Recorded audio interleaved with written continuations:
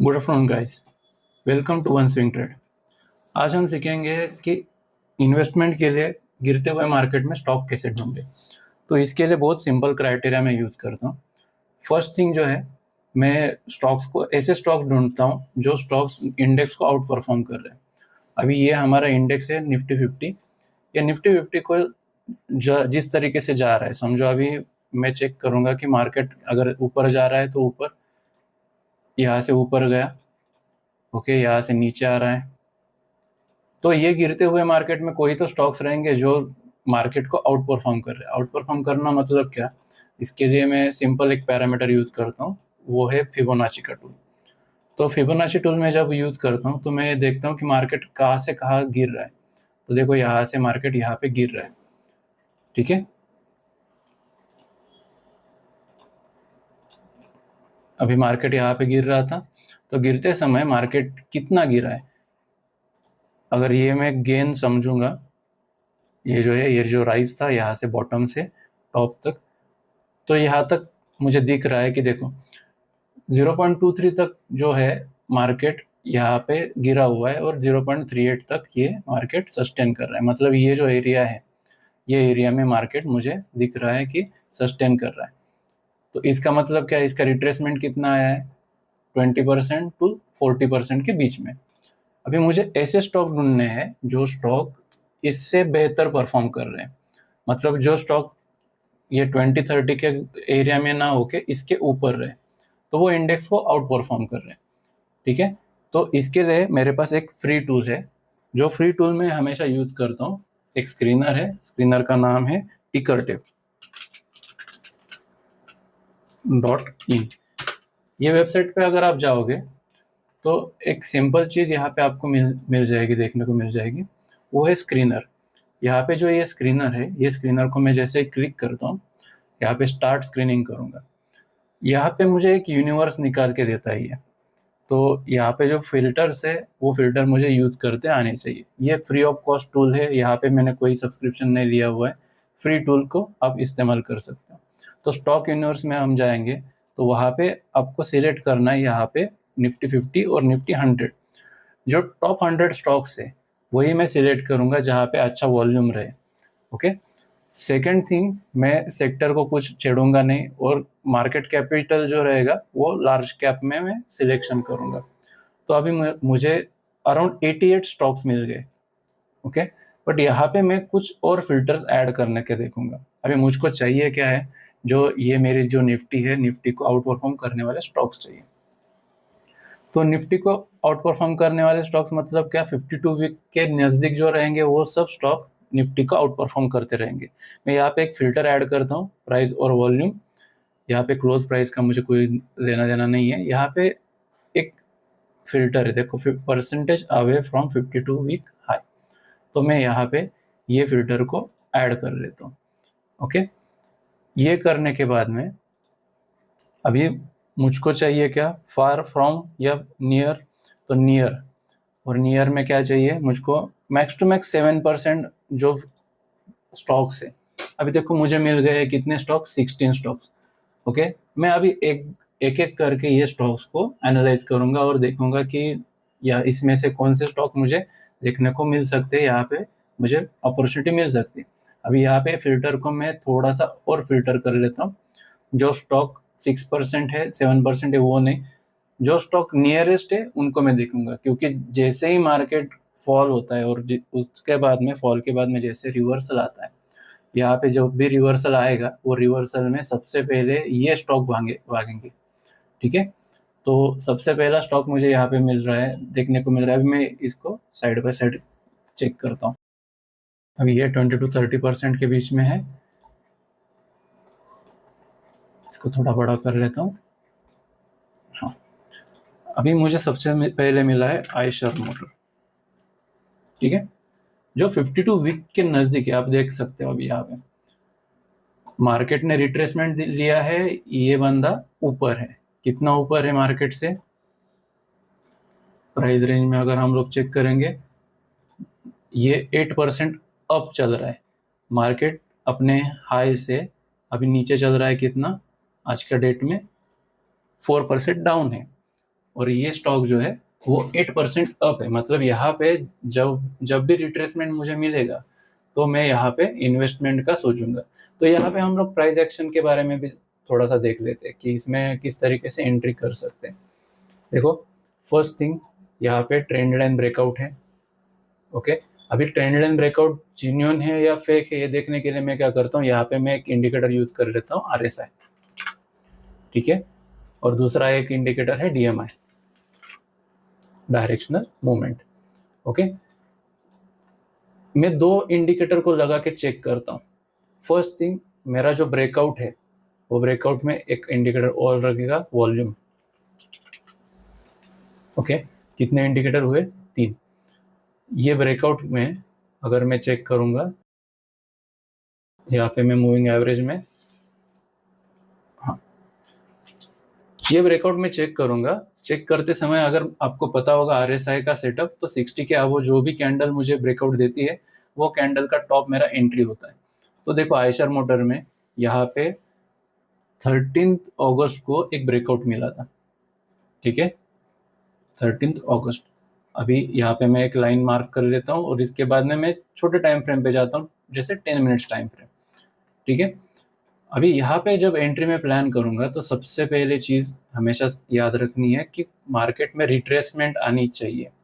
Okay, और retracement के बाद में एक हायर हाई पे हम लोग एंट्री करेंगे। तो यहाँ पे मेरा एंट्री जो बन रहा था वो अबोव दिस कैंडल था, और स्टॉप लॉस देखो मेरा बहुत छोटा था, अराउंड 1.5% का स्टॉप लॉस। उसके बाद में जब एंट्री मिली है, मुझे क्या मिला? एक बड़ा टारगेट मिला। ये देखो, अराउंड 10% 11% का रिटर्न उसने अभी तक दिया है। हमेशा याद रखो, जब भी मैं स्टॉक में इन्वेस्टमेंट करूंगा तो मुझको ऐसे स्टॉक ही ढूंढने हैं जो मेरे इंडेक्स को आउट परफॉर्म कर रहे हैं। मार्केट नीचे है, स्टॉक ऊपर जा रहा है, तो वो और ऊपर जाने के चांसेस है। सेकंड स्टॉक में अगर देखूंगा, अभी यहाँ पे मुझे री एंट्री करने के लिए कोई ऑप्शन नहीं है, क्योंकि मार्केट में ऑलरेडी 10% 11% का मूव आ चुका है। इससे आगे भी जा सकता है, मुझको पता नहीं। नेक्स्ट स्टॉक में चेक करूंगा मारुति सुजुकी। ओके, अभी देखो, ये स्टॉक भी हम लोग अगर चेक करेंगे, इंडेक्स कितना, ऑलमोस्ट 4.5% डाउन है, और ये जो स्टॉक है ये फिर से आउट परफॉर्म कर रहा है। यहाँ पे देख सकते हो, यहाँ से ऊपर। ओके, मतलब 9% का मूव ऑलरेडी ये दे चुका है। अगेन, यहाँ पे एंट्री क्राइटेरिया क्या है? मुझको ट्रेंड लाइन का ब्रेकआउट चाहिए। ओके, ये रहा ट्रेंड लाइन का ब्रेकआउट। ब्रेकआउट के बाद में देखो, यहाँ पे ये जो है ना, यहाँ पे रिट्रेसमेंट मिल चुका है मुझे। तो अगर मैं यहाँ पे चेक करूंगा, यहाँ पे अगेन मैं वर्टिकल लाइन लगा देता हूँ, ये ब्रेकआउट था, यहाँ पे वॉल्यूम भी अच्छा खासा था। अब वो 60 का क्राइटेरिया भी फुलफिल है, और DMI पॉजिटिव में है। इसका सेटिंग आप एक बार देख लो, प्लस DI और माइनस DI सिर्फ रखा है, इसको थोड़ा सा डार्क कर दिया है, और उसके बाद में दूसरा कोई भी चेंज नहीं इनपुट में, जो एज इट इज रखना है डिफॉल्ट सेटिंग में। ओके, RSI अब वो 60 का सेटिंग किया हुआ है, दूसरा कुछ भी नहीं है। अभी ये कंडीशन में मैं देखूंगा कि 10 मिनट्स टाइम फ्रेम पे मुझे एंट्री मिली है कि नहीं मिली है। देखो, मार्केट ने ब्रेकआउट किया, ब्रेकआउट करने के बाद में एक फॉल आया, और फॉल के बाद में मेरी एंट्री जो प्लान बनती थी वो इसके ऊपर थी। ओके, इसके ऊपर उसने डायरेक्टली गैप अप किया है, तो यहाँ पे एंट्री तो मिली नहीं है। छोटे टाइम फ्रेम पे ट्रेड कर सकते हैं वो ट्रेडर्स ने यहाँ पे अगर एंट्री ली होगी तो वही उनको ट्रेड मिला होगा। उसके बाद में इसने जो परफॉर्म किया है वो बहुत अच्छा था। ठीक है, तो हाई के ऊपर उसने अच्छा खासा रिटर्न दिया है। यहाँ पे एंट्री नहीं मिली है, मैंने हाई के ऊपर ही एंट्री चेक किया है। तो नेक्स्ट स्टॉक हम लोग देखते हैं TVS मोटर।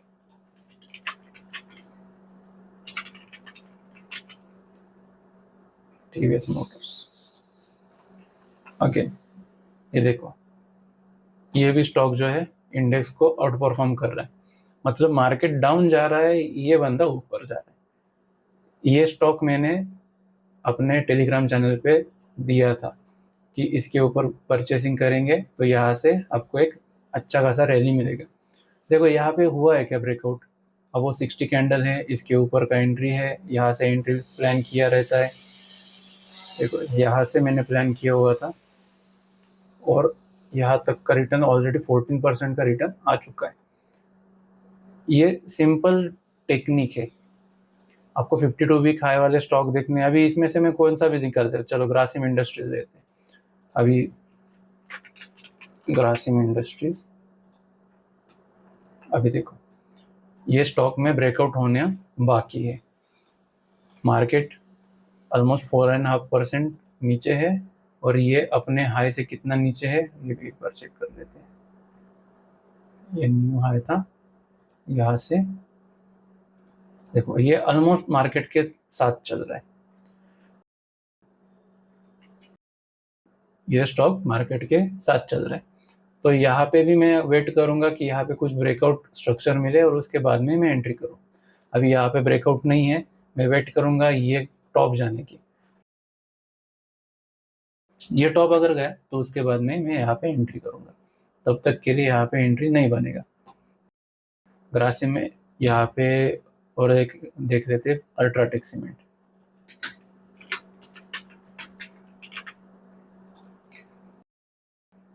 देखो अभी ये भी स्टॉक जो है ये इंडेक्स को आउट परफॉर्म कर रहा है। मार्केट डाउन और ये स्टॉक अभी ब्रेकआउट के लेवल के पास आ चुका है। तो यहाँ पे क्या है, अगर मुझको एंट्री बनानी है, नेक्स्ट एंट्री अगर मुझे बनानी है तो मैं इसके ऊपर प्लान करूंगा। हालांकि यहाँ पे एक मदर कैंडल सेटअप भी बना हुआ है, मगर मैं इसके ऊपर प्लान करूंगा। छोटा सा स्टॉप लॉस रखूंगा, ये इतना जो है ये स्टॉप लॉस मिल जाएगा। ओके, और इसके आगे मैं टारगेट अच्छे खासे ले सकता हूँ। ये इन्वेस्टमेंट स्टॉक है, यहाँ पे ट्रेडिंग नहीं होती है, ये ले लो और बैठ जाओ, इस तरीके से यहाँ पे एंट्री बना सकते हैं। उसके बाद में महिंद्रा एंड महिंद्रा,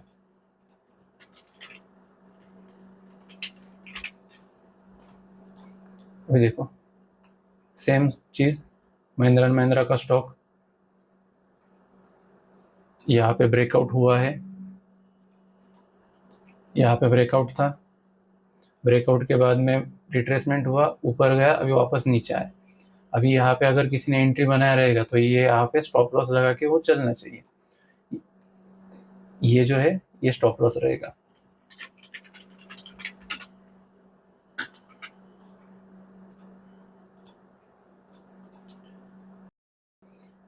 इसके नीचे अगर जाएगा तो शायद से वीक हो सकता है, क्योंकि यहाँ पे एक ट्रेंड लाइन भी दिख रही है मुझे, और ये ट्रेंड लाइन का ब्रेक डाउन होके एक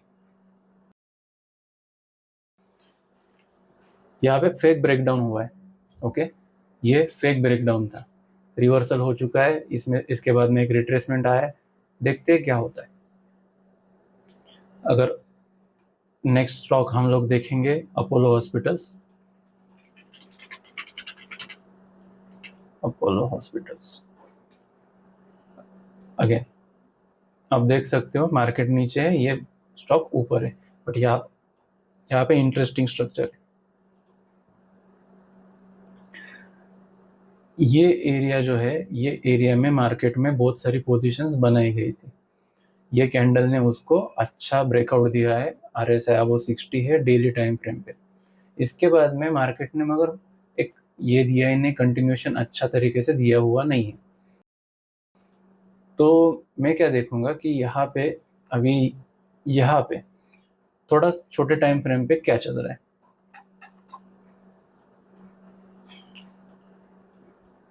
अभी देखो छोटे टाइम फ्रेम पे यहाँ पे मार्केट में ये एक कैंडल के बीच में सब कुछ एक्शन चल रही है। हाँ, तो इसके आगे मैं कैसे ट्रेड प्लान करूंगा, तो मुझे एकदम सिंपल यहाँ पे एक ट्रेंड लाइन देखना पड़ेगा। अगर मैं ये ट्रेंड लाइन लगाता हूँ तो इसका ब्रेकआउट तो हो चुका है, बट कंटिन्यूएशन नहीं है। तो मैं वेट करूंगा यहाँ से थोड़ा सा ऊपर प्राइस को क्लोज होने के लिए मैं यहाँ पे थोड़ा ऊपर जो है प्राइस को क्लोज होने दूंगा। इसके ऊपर जैसे क्लोज होता है लेवल, अगर मैं मार्क करूँ स्मॉलर टाइम फ्रेम पे, तो ये एक लेवल है और ये एक बड़ी कैंडल है। तो मैं 7744 के ऊपर मैं देखूंगा कि इसमें कुछ ऑप्शन मिलता है मुझे एंट्री का, तो ही मैं यहाँ पे एंट्री बनाऊंगा। तब तक के लिए मैं कुछ नहीं करूंगा। No entry for investing. इसके बाद में है HDFC लाइफ।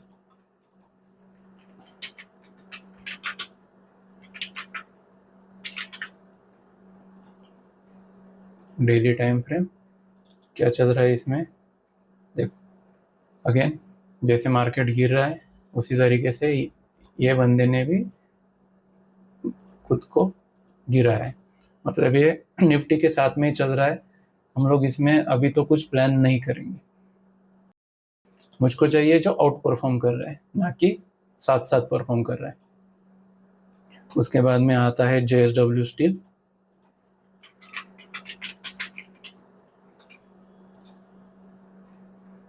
अभी देखो यहाँ पे कुछ इंटरेस्टिंग चल रहा है। बार बार बार बार यही एरिया से मार्केट रिवर्स हो रहा है। मतलब साइलेंट कुछ ना कुछ तो बाइंग चल रही है, ऐसा मुझे लग रहा है। मैं इसको कंफर्म कर लेता हूँ यहाँ पे क्या है। अभी तो बियर्स थोड़े से हावी है, तो इसके लिए मैं यहाँ पे इन्वेस्टमेंट तो नहीं करूँगा। नेक्स्ट देखता हूँ मैं टोरेंट फार्मा।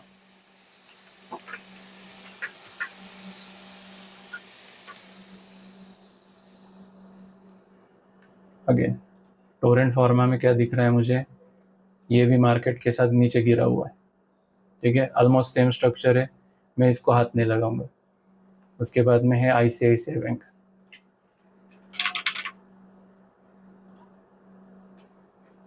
देखो ये मार्केट को आउट परफॉर्म नहीं कर रहा है।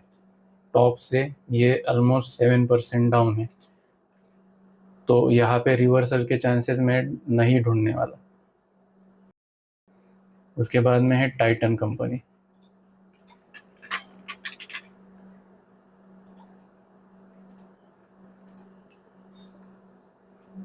अगेन ये स्टॉक भी मार्केट के साथ में ही नीचे ऊपर हो रहा है, बट हाँ ये जो है ये होल्ड कर रहा है प्रीवियस टॉप्स के बाद में नीचे।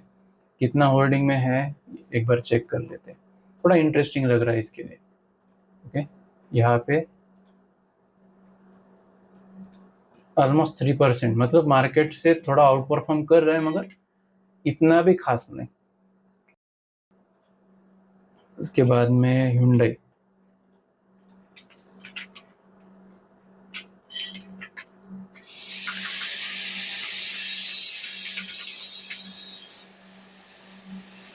Hyundai Hyundai में क्या हो रहा है देखो। Hyundai में मार्केट से परफॉर्मेंस ज़्यादा है।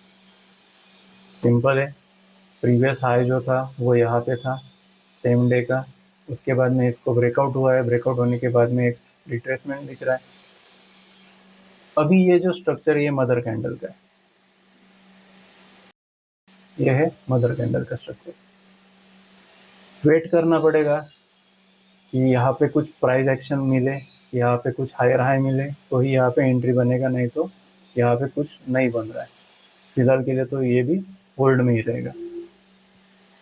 उसके बाद में है SBI लाइफ।